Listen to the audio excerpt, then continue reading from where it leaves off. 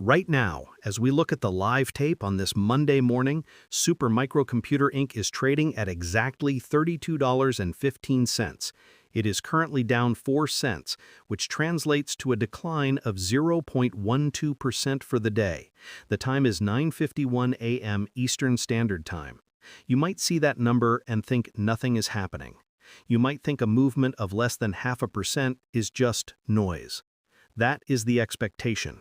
The market wants you to believe this is a dormancy phase. The market wants you to believe that the explosive volatility we have seen in the past is gone and that the stock has found a boring equilibrium. But the reality is vastly different. When you see a stock like Supermicro, which is historically known for violent swings and massive beta, sitting this flat during the opening hour of trade, it is not sleeping. It is coiling. This lack of movement at the $32 level is actually a high-tension standoff between institutional accumulation and retail capitulation. Most people engaging in online investment or checking their Schwab Intelligent portfolios are looking for the big green candles or the scary red drops. They miss the story that the flat line tells you. At $32.15, we are seeing a very specific battle over valuation compression. The expectation is that Supermicro is just a hardware box mover that got lucky with the AI wave. The reality, however, is that the company has become the primary bottleneck detector for the entire data center industry. When you look at the volume profiles this morning, even with this slight drop of 0.12%, the turnover is significant. This tells us that shares are changing hands from weak holders who are bored or scared by the lack of immediate upside to stronger hands who understand the multi-year cycle of data center buildouts. It is crucial to understand the context of this price relative to the broader sector. If you look at NVIDIA stock, you see the engine of the AI train, but Supermicro is the chassis. You cannot have one without the other. The market is currently pricing Supermicro as if the demand for AI compute is going to plateau, but every single earnings call from the hyperscalers suggests the opposite. We are seeing a disconnect between the stock price of $32.15 and the actual order book visibility the company likely possesses. This brings us to the psychology of the self-investing crowd. When you use a Fidelity mobile app or look at your Robinhood investments, it is easy to get caught up in the narrative that a stock down 90% from its highs is a broken company. But in the world of hardware, cyclical downturns are where the fortunes are actually made. The expectation is that the accounting issues and the margin compression are permanent flaws. The reality is that they are temporary growing pains of a company that scaled too fast for its own internal controls. Let us talk about the technicals at this specific intraday moment. The stock is hovering just above the $32 support. If it breaks below 32, we could see a flush down to the high 20s, which would likely trigger a wave of stop losses from those using Interactive Brokers' stock trading algorithms. However, the bid support at $32.10 is incredibly thick. This suggests that there is a large buyer, likely a fund or an institution, that has parked an algorithm right there to soak up any liquidity that spills over. This is not the behavior of a dying stock. This is the behavior of an asset being accumulated. You have to ask yourself why you are in this trade. Are you here for a quick flip on a Robinhood stock trading account, or are you here because you understand the thermodynamics of liquid cooling? The mention of liquid cooling is not just filler. It is the central thesis for the bull case that the market is ignoring at $32. As chips get hotter, specifically the new Blackwell architecture from NVIDIA, traditional air cooling doesn't work. You need liquid cooling. Supermicro is the leader in this specific niche of mass-scale manufacturing for liquid-cooled racks. The expectation is that Dell or HP will just come in and eat their lunch. The reality is that Supermicro's building block architecture allows them to customize and ship racks faster than the legacy giants. That speed is what the AI startups and the cloud providers are paying for. They are not paying for the brand name.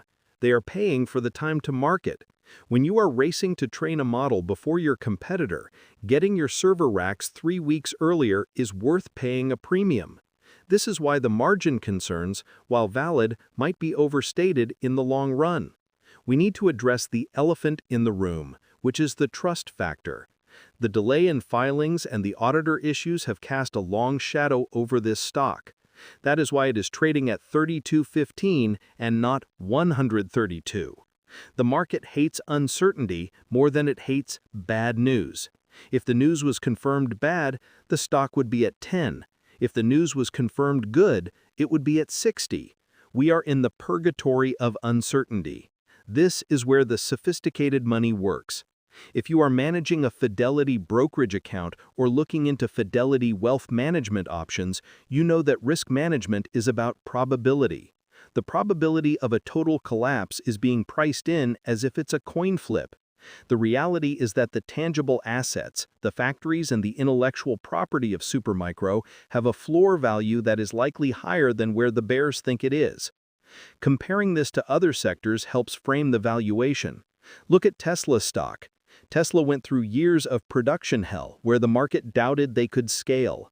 Supermicro is in its own version of production hell, or rather internal control hell. They grew revenue so fast that their back office broke. That is a fixable problem. It is not a product problem. It is an administrative problem. Investors using SoFi active investing platforms often struggle to differentiate between a broken business model and a broken spreadsheet. Supermicro has a broken spreadsheet, but the business of selling servers is booming. This distinction is the gap between expectation and reality where the alpha is generated. We also need to consider the role of retail investors versus the algos. On platforms like Interactive Brokers, the Interactive Brokers trading tools allow for sophisticated hedging. We are seeing high put volume, which suggests many people are betting on a further fall. But when everyone is on one side of the boat usually tips the other way. A short squeeze is a very real possibility here if the company drops any positive news regarding its filing status. The short interest is crowded. They are comfortable at $32.15. They feel safe. That safety is an illusion.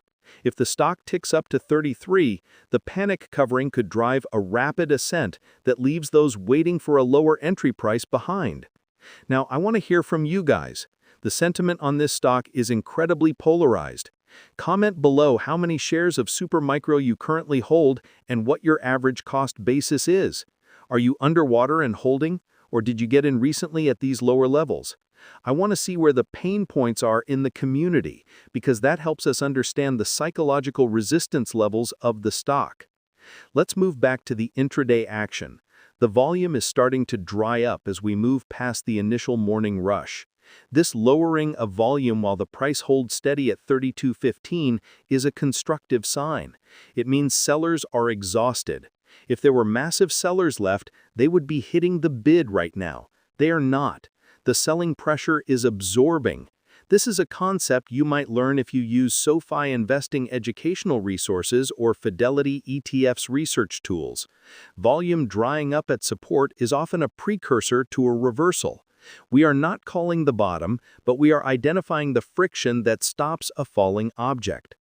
We must also discuss the broader economic environment. We are in a period where interest rates are high, which usually hurts capital-intensive businesses. Supermicro needs cash to buy chips from NVIDIA to build the servers. The cost of that capital is high. This squeezes their margins. The expectation is that this cash crunch will suffocate them. The reality is that the demand for their product is so inelastic right now that they can pass some of these costs on, or they can raise capital because the equity story, despite the drop, is still compelling to long-term backers. You cannot build the future of artificial intelligence without the physical infrastructure. It is not just code floating in the ether. It is metal, silicon, and cooling fluid. Supermicro bends the metal. Think about the landscape of online investing today. It has become very binary. People either want the safety of a savings account or the lottery ticket of a meme stock. Supermicro sits in the weird middle ground. It's a real company with billions in revenue, but it trades with the volatility of a crypto token on Robinhood Crypto. This scares away the Fidelity mutual funds crowd because it's too volatile, and it scares away the pure gamblers because it's a hardware company with complex accounting. This orphan status is why the stock is mispriced. It does not fit neatly into a box. Is it a value stock? At this PE ratio, yes. Is it a growth stock? Based on revenue growth, absolutely. Is it a distressed stock? Based on the audit news, yes. It's all three at once. The relationship with other tech giants is pivotal. We mentioned NVIDIA, but what about the competition?